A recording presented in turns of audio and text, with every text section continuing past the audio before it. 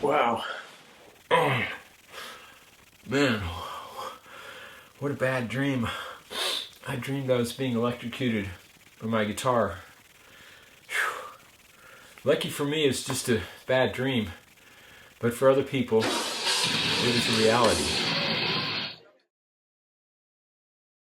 If you're an audio tech, I'm sure you're well familiar with the problem. You pick up a guitar, flip on the amp, and you hear that buzzing sound. Well, there's two ways to fix that. There's the right way and there's the wrong way. Let me show you the right way to fix a ground loop using one of these grounding adapters. You take the adapter and you drop it in the trash can. That's the only safe way to fix a ground loop. Here's why you should never, under any circumstances, lift the ground on an electrical system.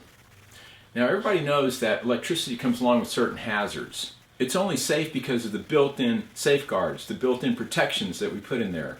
So, for example, everybody knows that you can get shocked, which is why cables have insulation. It's shock protection. Another built-in safeguard is the grounding system. Every device that's powered up that has a metal chassis like this amplifier has a connector with the grounding pin on it.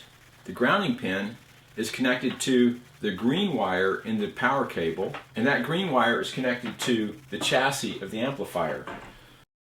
To demonstrate, if I were to take my multimeter and put it in continuity mode so that it beeps when I have continuity, I can put one probe on the grounding pin and touch the other to the chassis, and I have continuity. The reason for that connection is that if the conductor deteriorates to the point where the insulation crumbles and the copper comes in contact with the chassis, it will put stray voltage on the chassis, which is a shock hazard.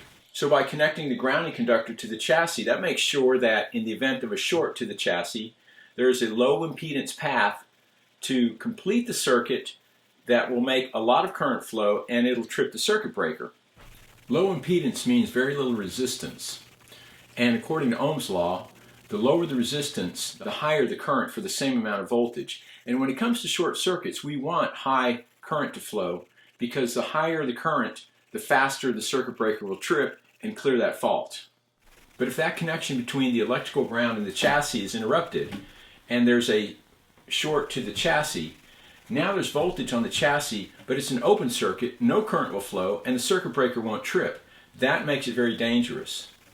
And it's dangerous because if somebody touches the chassis while they're touching a grounded conductor, they complete the path for fault current and they can get hurt.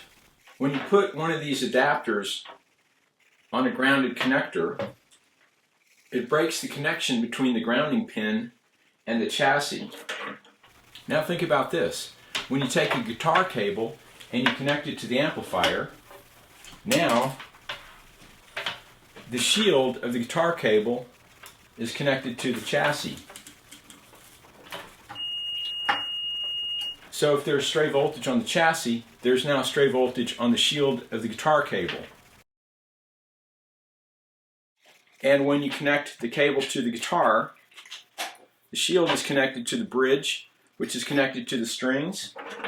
So you now have continuity between the strings and the chassis. So if there's 120 volts on the chassis, you now have 120 volts on the guitar strings. So a guitar player, an unsuspecting guitar player who is touching the strings, is at voltage.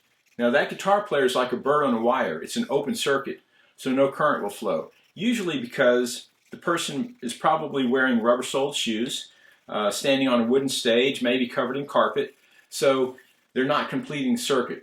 But if they touch the microphone while touching the guitar strings, the case of the microphone is connected to the shield of the microphone cable, which is connected to the chassis of the console, which is connected to electrical ground. So now they are completing the path for current. And the unfortunate part is that the path for current goes through the chest, which probably includes the heart, and that's very dangerous. You may be asking yourself, why do they even make these grounding adapters? They make them because up until 1961, there was no grounding conductor in electrical systems. Any house or building you went in had a black wire and a white wire, but no green wire. And the receptacles were two-prong receptacles, not three. So if you have a modern-day device with a third prong, you can't plug it into a two-prong receptacle unless you have an adapter. But the proper way to use it is to use the green tab to connect to the electrical ground. If you unscrew the faceplate and you put the screw through the green tab, when you plug it in and you screw it back in, if there's a metal junction box and metal conduit, that conduit connects to electrical ground, which then connects to the green grounding conductor and the chassis of the device you're powering up. That's what makes it safe. There is a proper way to fix a ground loop, and that is to break the signal ground, not the safety ground. There's a big difference. The way a ground loop is created is that there's a conductive path that goes from the chassis of one device through the shield of the interconnecting cable to the chassis of the other device and back through the grounding conductor that is powering both devices. As long as you have a conductive loop, then voltage can be induced into that conductive path, which causes current to flow. That current then produces a magnetic field that's picked up by the amplifier, and it sounds like a 60 hertz hum. And all you have to do to fix that ground loop is to interrupt that conductive loop. But if you do it using the safety ground, you're putting people's lives at risk. If you do it using the signal ground, then everybody's safe.